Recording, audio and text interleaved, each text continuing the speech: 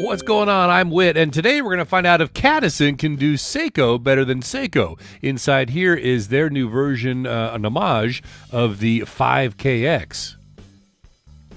Pretty quick unboxing, right? We got right to it. There's a little bit of there. All right. Oh, no reveal. Oh, still no reveal. All right, so you get a cleaning cloth. That's nice. You get the little Cadisen warranty card not filled out. And instruction manual. And there's a watch. Oh, and we've got a tool for the push pin type for micro adjust or what have you. There's a watch. You see which color I got, right? That is shining right through that package. Let's get this out of the way. A little slideroo. Man, that thing is electric orange. Wow.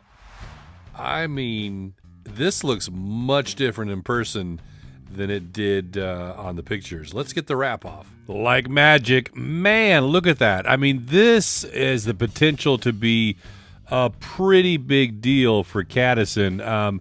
This is kind of reminds me of the Steel Dive MO when they came out with the Willard homage, right? Because basically they were offering better specs than Seiko, and obviously the same style case and same looks for a much lower price, and with a Seiko automatic movement inside. This is doing the same thing, and this has got that same case shape and the bezel that we all know and love, and it's got a screw down crown instead of a push pull crown like has come out on the like I said, the 5KX Seiko 5 series, the updated or newer version of the SKX, but again, this is not a diver because of the things that I mentioned. No screw down crown, no loom pip on the bezel, etc. So this has really got some potential to be another one of those AliExpress darlings, right? Wow. Sapphire crystal as well instead of Hardlex. I mean, just look at that thing. Like I said, very electric orange. This has got a sunburst dial on it. Let me zoom in a little tighter. Wow. This looks really good. I mean, those indices with the polished surround, very nice. I know a lot of people are not going to like that. That's about a 2.5 times magnified Cyclops for your date. I enjoy it. I like it. You know what I like to do, though? I want to see if the Cyclops is sapphire. Okay, first the Seiko. This is the SRP J45, by the way. Their time sonar tribute. As you see, Hardlex crystal. And here is sapphire. And then for the Cyclops, Cyclops is mineral. Okay, I pretty much expected that, but I was going to be blown away if it was sapphire as well. So now, if you don't like that Cyclops, you can blowtorch that bad boy off. There's plenty of videos to show you how to do it. But boy, that Cyclops really sticks up, huh? Look at that side profile. Oh, that's getting a door, Nick. Even if you don't want that to come off, it's coming off. Let me measure it now because it seems a little smaller, but maybe not. I don't know if it just looks smaller, feels smaller, but they say it's a 40 millimeter case. Yeah, it is. Okay, so it's a touch smaller. I thought I saw that. I didn't know if I was holding it wrong. So this is a 42 millimeter. So just a touch smaller. That also might be a selling point for others because some people don't like that larger case. Let's see here. The no drilled lugs on the Cadisen version, 46 millimeter lug to lug. So that's one spot where the Seiko wins because it's got the drilled lugs for the nice easy strap changes. And then this is 20 millimeter lug width and tapers down to 16 at the clasp. So yeah, that's got a nice little taper to it. Thickness is 12.6 millimeters and it weighs 126 grams on the supplied bracelet. Let's check out some more. So again, the specs: sapphire crystal with anti-reflective coating on the underside. You've got 316L stainless steel case and bracelet, screw down crown, instead of push-pull, and a screw-down case back. Oh, you want to get that sticker off of there?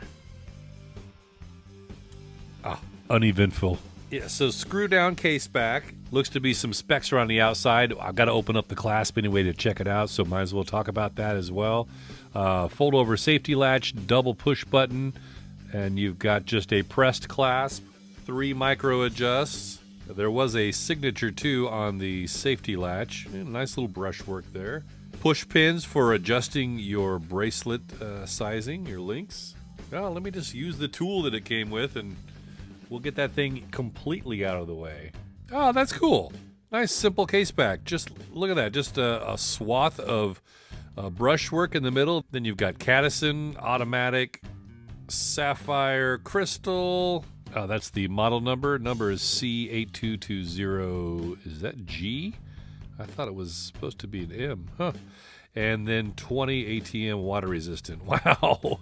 Also, this is 100 meters of water resistance. So, man, check you out, Cadisen, getting down with the specs. Let's check out the bezel, because this is a favorite. No, it looks like they didn't quite copy it, like identical.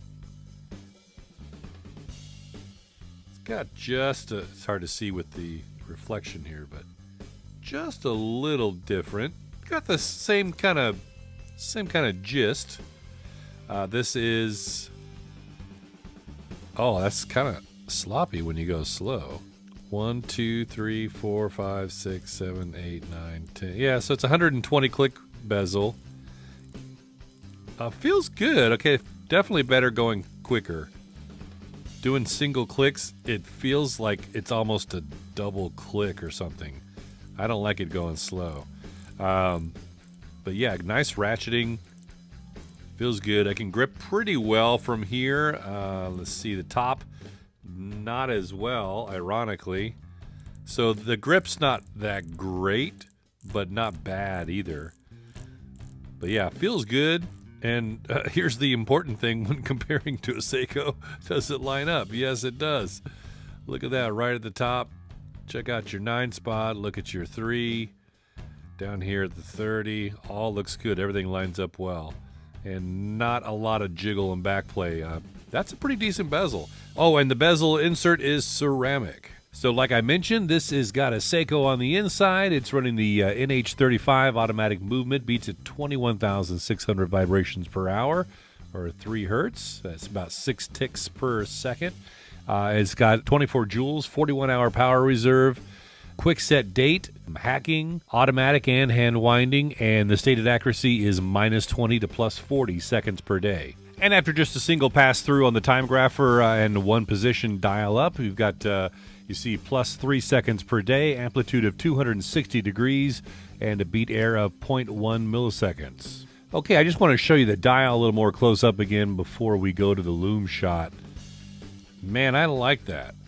I'm seeing, speaking of the loom shot, I see a little bit of difference in the color of the handset and the indices. Are you catching that? There's almost just kind of a pink hue to the handset versus the bright white on the indices. But other than that, it looks good.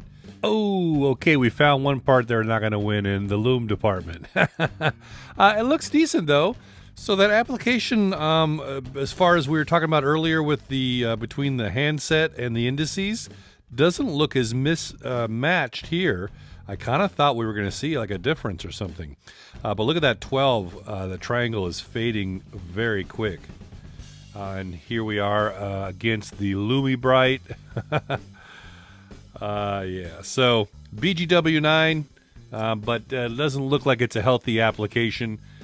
Here's my Boulder Odyssey with BGW9.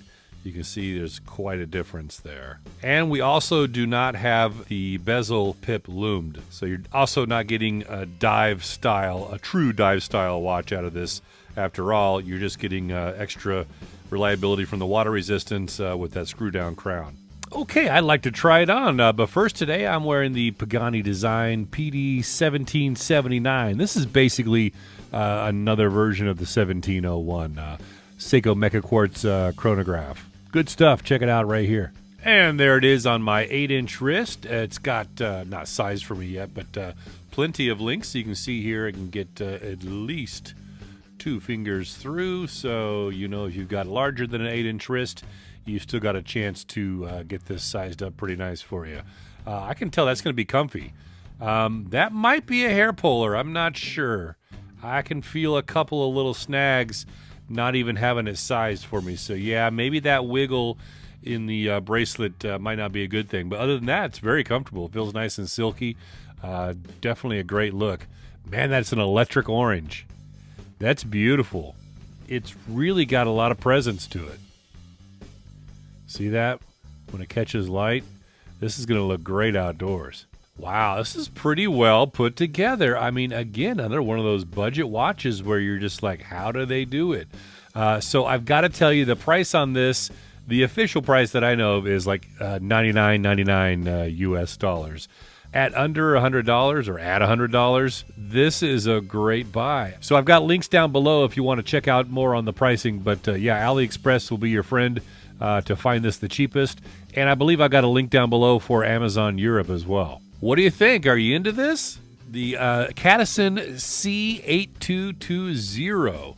A diver in orange. It also comes in black with a black PVD case, or you can get it in blue dial or green, and of course this orange. Leave me a comment. Let me know what you think of this one. And would you take off that Cyclops, or would you let it run its course?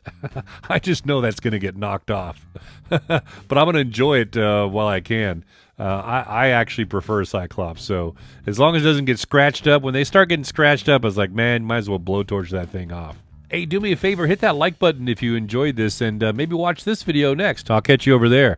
I'm Whit, with so many watches, so little time, and money.